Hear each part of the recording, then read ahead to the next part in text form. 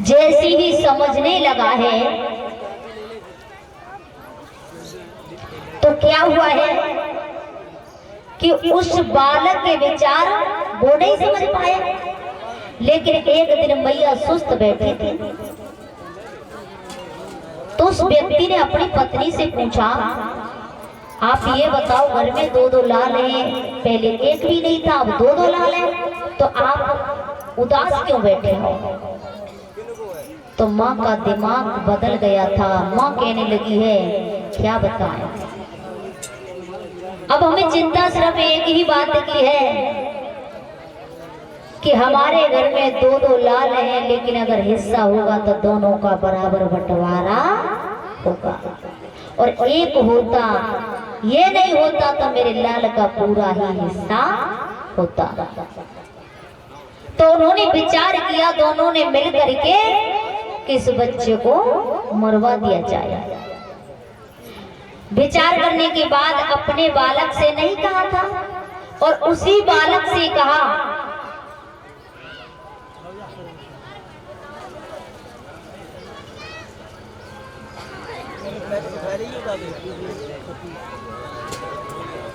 उन्होंने क्या देखा, उन्होंने ये देखा और जो बालक गया था उससे कहा कि ऐसा करो, आप बगिया में चले जाओ और फूल ले आओ।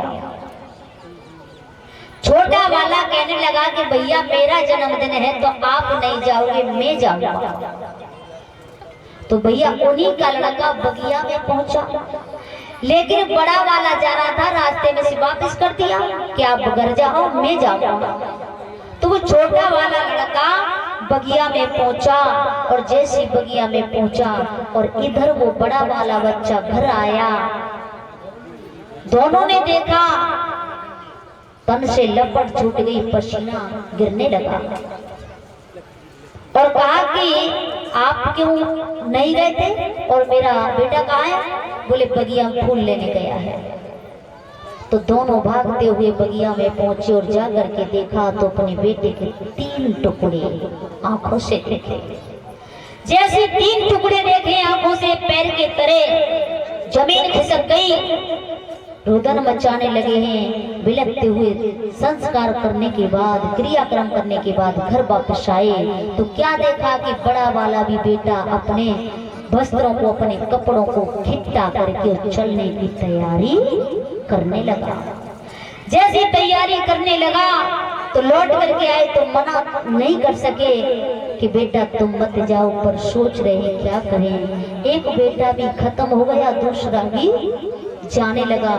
तो फिर कहा कि बेटा हमारा बेटा तो खत्म हो गया, लेकिन आप भी छोड़कर जा रहे हो, हम कैसे रहेंगे, हम कहाँ जाएंगे?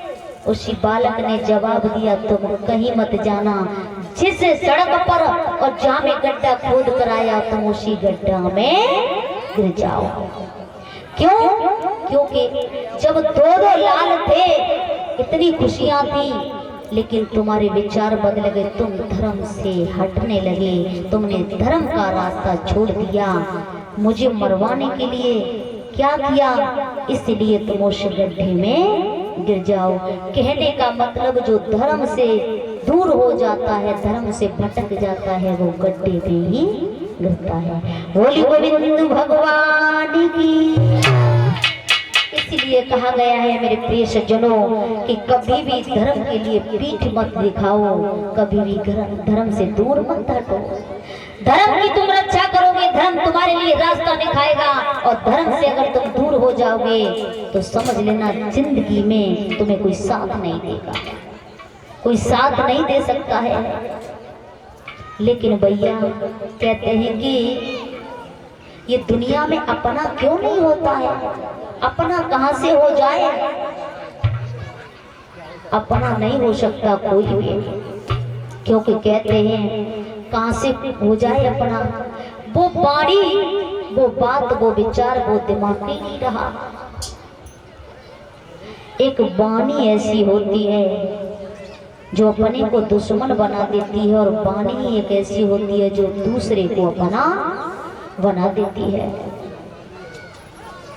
क्योंकि कहते हैं कि कौआ किसका धन हरे, कौआ किस जिसका धन हरे और कोयल किसको देती है, मीठी मीठी वचन सुनाकर सबको अपना कर लेती है। अगर अपनी आपकी वाणी में मिठास है तो दुनिया अपनी हो जाएगी। दोनों का रंग एक जैसा है, कोयल और कौवा का, पर विचार अलग अलग हैं, विचार अलग अलग हैं। आपकी वाणी अच्छी है तो सब दुनिया अच्छी है, लेकिन भैया आप सोचते हैं कि ये मेरे वश में नहीं है, पति सोचता है पत्नी मेरे वश में नहीं है, पत्नी सोचती है कि पति मेरी बात ही नहीं मानता है। अब दोनों माने तो माने कैसे? एक है शेर पर तो एक है सवा शेर, कहां से बात माने? तो वाणी नहीं बोलोगे अच्छी तब तक कोई अपने वश में नहीं हो सकता है। कोयल एक जैसे हैं, रंग एक जैसा है, लेकिन वाणी में सिर्फ अंतर है। कौवा दर दर की ठोकर खाता है, यहाँ से उड़ा वहां बैठा, वहां से उड़ा दूसरी जगह, और दुनिया को दोष देता है।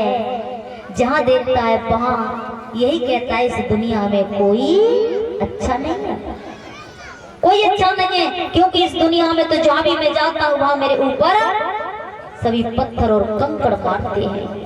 तो एक दिन कोयल से बोला कि कोयल, इस दुनिया में मुझे कोई अच्छा नहीं दिखाई देता, क्योंकि मैंने बहुत सारे स्थान देख लिए जा करके, बदलता रहा, लेकिन मुझे किसी ने अपना नहीं समझा, किसी ने मुझे इतना प्रेम नहीं दिया, मेरे ऊपर पत्थर और कंकड़ मारने लगे।